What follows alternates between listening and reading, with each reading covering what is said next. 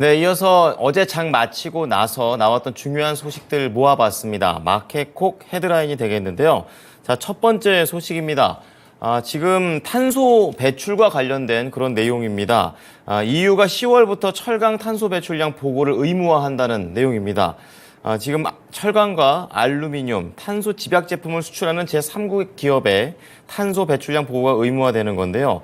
현지 시간으로 17일 EU 집행위원회 측에서는 탄소 국경 조정제도 전환기, 그러니까 준비 기간에 적용하기 위한 이행 규정령을 확정했다라고 밝혔습니다.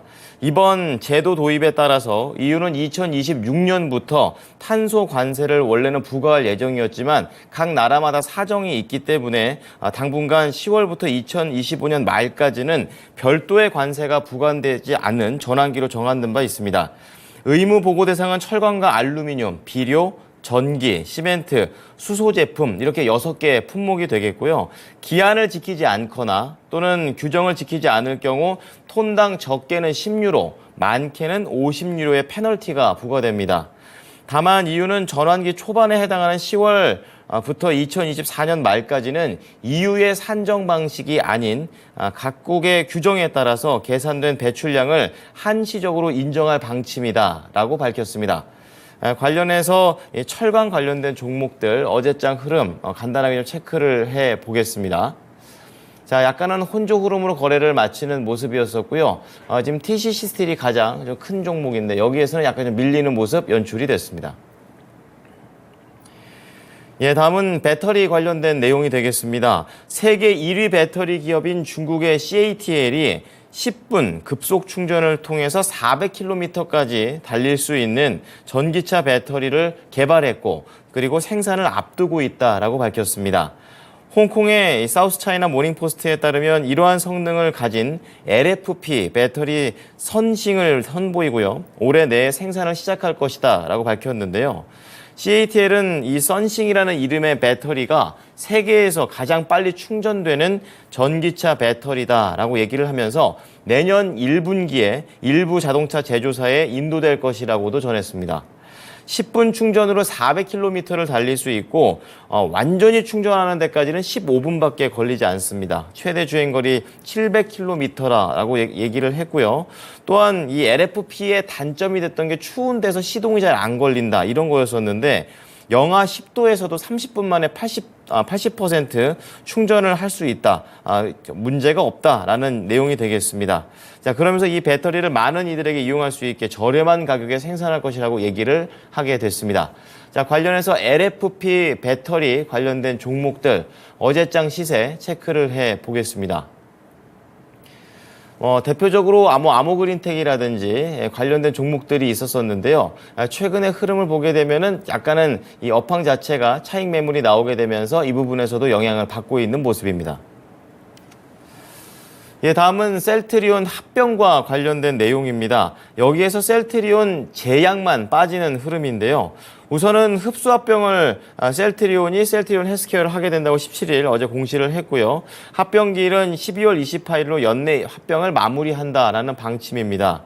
원래 셀트리온은 주요 계열사 중 상장 3사를 모두 합병할 계획이었지만 제약만 빠졌고요. 이것과 관련해서 서정진 명예회장은 현재 매출이 잘 나오고 있는 셀트리온 제약의 사업을 더 강화한 뒤에 앞서 셀트리온과 헬스케어의 합병이 된 여기에다 6개월 뒤에 다시 한번 추가 합병을 하겠다라는 계획을 밝혔습니다.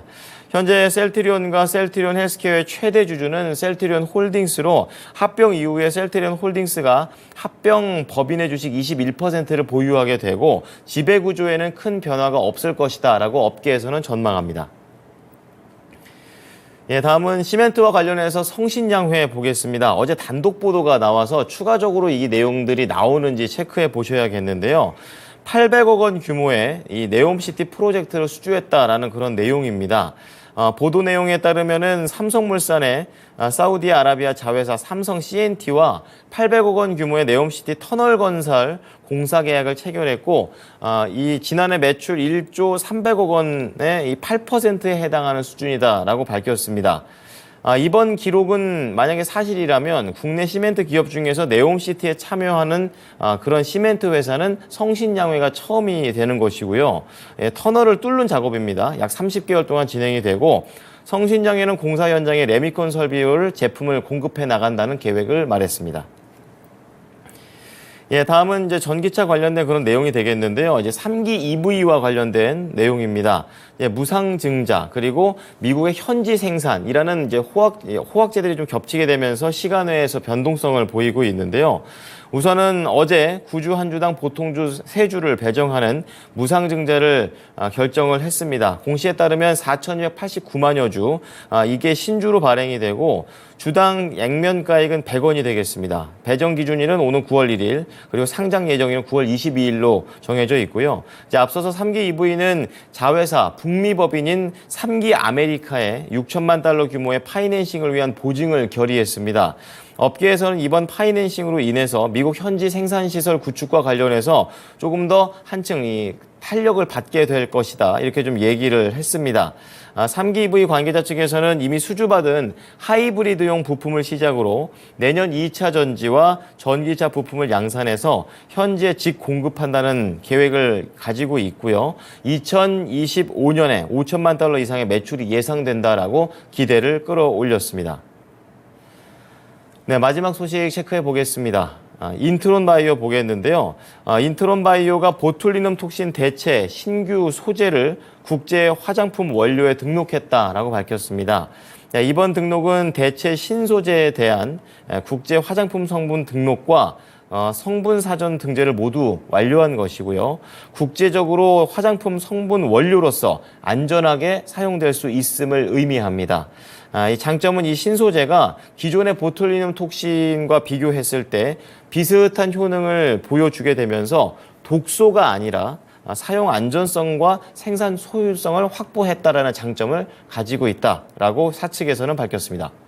네, 지금까지 마켓콕 헤드라인이었습니다.